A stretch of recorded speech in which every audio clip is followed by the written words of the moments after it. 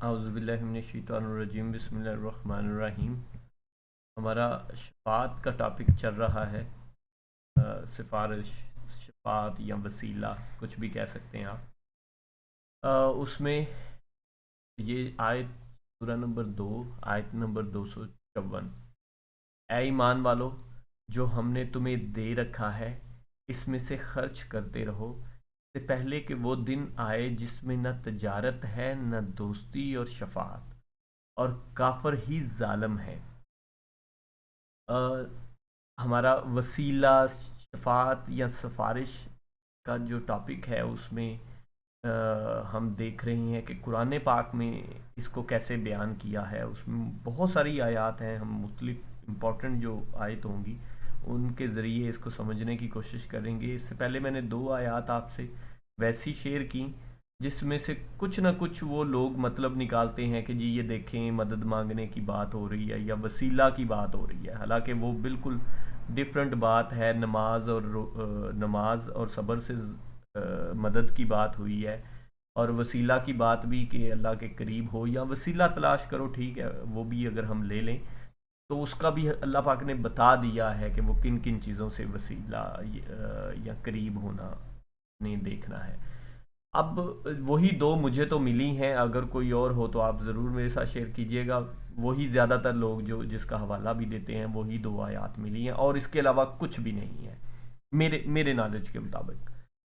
अब जो मोस्टली आयात होंगी वो ऐसी हैं कि जिसमें और इस तरह की आपको सैकड़ों या सैकड़ों ना भी हों तो बहुत सारी आयात ऐसी मिल जाएंगी जिसमें अल्लाह पाक ने बिल्कुल दूसरी बात की कि शफात किसी के काम नहीं आएगी, किसी की मजाल नहीं है कि कोई शफात करे, या जिसको मैं इजाज़त दूंगा वो कर सकता है शफात। इस तरह की सारी बातें हुई हैं और अब हम यही पढ़ेंगे।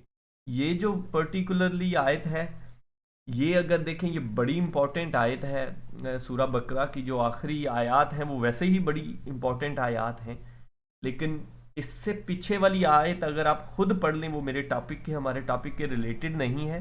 वो इंशाल्लाह रसूलों पे ईमान वाले टॉपिक में आएगी ज़रूर। वो भी बड़ी इंपॉर्टेंट आयत है कि जिसमें अल्लाह पाक ने बयान किया है कि हमने बाद रसूलों को बाद पे फजीलत दी है और ये वो सारी बातें। तो वो भी आयत, और इससे अगली जो आयत है वो तो बहुत ही ज़रूरी है और हम सबको याद है, आयतल कुर्सी है। तो आयतल कुर्सी इंशाल्लाह नेक्स्ट हम अगली वीडियो में करेंगे। वो काफ़ी लंबी आयत है, उसमें भी यही जिक्र है। हम सबको याद है आयतल कुर्सी, लेकिन बहुत ही कम लोगों को उसका मतलब पता है कि उस आयतल कुर्सी में हम पढ़ते क्या हैं, हम मांगते क्या हैं, हम किस चीज़ का इकरार कर रहे हैं। तो वो देखें, वो इसी चीज़ का इकरार है जो हमारी सोसाइटी में जिससे उल्ट चीज़ें, सब आयतल कुर्सी पढ़ते हैं लेकिन आयतल कुर्सी में जो बातें हो रही हैं हमारी सोसाइटी में, जो हम काम करते हैं वो उससे आलमोस्ट उल्ट।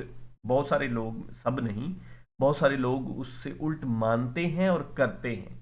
तो वो हम नेक्स्ट में पढ़ेंगे। अभी इसको क्विकली देख लेते हैं। ऐ ईमान वालों, जो हमने तुम्हें दे रखा है उसमें से खर्च करते रहो। ये तो इंशाल्लाह इस हिस्से को या इस आयत को के इस हिस्से को हम में भी ज़कात वगैरह या ज़कात सदका और खैरात वाले टॉपिक में करें। तो ये तो उससे रिलेटेड है कि जो कुछ दिया है वो खर्च करो, उसमें से खर्च करो, सारा नहीं खर्च करो लेकिन उसमें से खर्च करो, उससे पहले कि वो दिन आए। अब ये वो दिन है जिसकी मैं बार बार बात करता हूँ कि असल में कुरान पाक का मेन टॉपिक यही है कि अल्लाह पाक ने हमें पैदा किया है, वो एक है, खालिक और मालिक है, और एक दिन उसके सामने पेश होना है। तो ये जगह जगह इस दिन का जिक्र आपको तो वैसे ही जगह जगह मिलेगा कुरान पाक में, और मेन टॉपिक ही ये है। वो उससे पहले कि वो दिन आए, और ये सबको पता है कि वो दिन कौन सा है। बहुत सारी एक्सप्लेनेशन है कुरान में।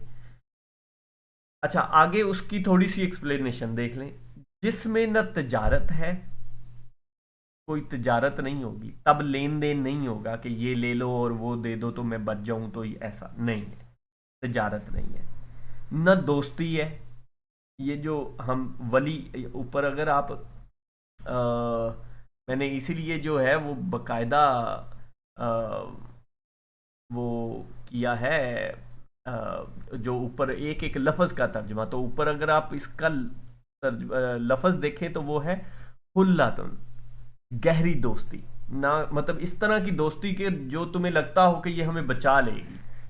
تو یہ دیکھیں، یہ کنسیپٹ ہماری بہت ساری نعتوں میں اور اس طرح کی چیزوں میں بنتا ہے. میں آپ کو قرآن کا وہ بتا رہا ہوں کہ قرآن میں آپ دیکھیں، نہ تجارت ہے، نہ دوستی، اور شفاعت. اوپر شفاعت کا ہی لفظ ہے، شفاعت، کہ اس دن کوئی نہ تجارت ہے، نہ دوستی، اور نہ شفاعت ہے. شفاعت وغیرہ نہیں ہے. ٹھیک ہے، یہ قرآن کی آیت ہے. آپ ریفرنس نمبر ہمیشہ میں مینشن کرتا ہوں، ساتھ میں ہے، آپ خود دیکھ لیں اس کو. ٹھیک ہے، اور اس طرح کی تو بہت ساری آیات آئیں گی، آپ سب کو دیکھتے جائیے گا. یہاں تو باقاعدہ یہ کہہ دیا کہ کوئی ایکسیپشن دی ہی نہیں کہ کوئی شفاعت ہے ہی نہیں. کچھ آیات ایسی بھی آئیں گی جس میں کہا ہے کہ شفاعت ہوگی، لیکن جسے میں کہوں گا یہ میری اجازت کے بغیر. کون ہے جو، اب اگلی ہی آیت میں ایسا ہے کہ کون ہے جو میری اجازت کے بغیر شفاعت کرے گا. تو اس طرح کی یہ ساری آیات ہم پڑھتے جائیں گے. اور کافر ہی ظالم ہے. جزاک اللہ خیر.